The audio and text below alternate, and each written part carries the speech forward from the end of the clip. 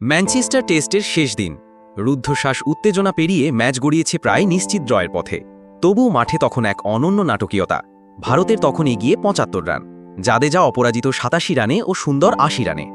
দুই ব্যাটারি সেঞ্চুরির দোরগোড়ায় দাঁড়িয়ে এমন সময় চমকে দেওয়ার মতো সিদ্ধান্ত নেন ইংল্যান্ড অধিনায়ক বেন স্টোকস। হঠাৎ করেই তিনি দুই ভারতীয় ব্যাটারের কাছে এগিয়ে এসে ড্রয়ের প্রস্তাব দেন। ম্যাচের তখনও প্রায় ১৫ ওভার বাকি। স্টোকস বুঝে গিয়েছিলেন এই ম্যাচে ফল হবে না, তাই হয়তো ভদ্রতার খাতিরে সেই প্রস্তাব। বাট ভুল জায়গা, ভুল সময়। স্টোকসের এই প্রস্তাব সাদরে গ্রহণ করেননি জাদেজা ও ওয়াশিংটন। তারা সাফ জানিয়ে দেন, এখনই হ্যান্ডশেক নয়, এখনও তো সেঞ্চুরি হয়নি। এই ঘটনায় ক্রিকেট বিশ্বে শুরু হয় তীব্র বিতর্ক। সুনীল গাভাস্কার স্পষ্ট কথা, কেন ওরা সেঞ্চুরির এত কাছে গিয়ে ড্রয়ের প্রস্তাব মেনে নিয়ে ফিরে আসবে? এত পরিশ্রম করেছেন ওরা, দুজনেই সেঞ্চুরির যোগ্য। শুধু গাভাস্কার নন, প্রাক্তন ইংল্যান্ড ক্রিকেটার মাইকেল ভনও বলেন এমনটা করা উচিত হয়নি স্টোকসের। সবার আগে ওর মনে রাখা উচিত ক্রিকেট ভদ্রলোকের খেলা।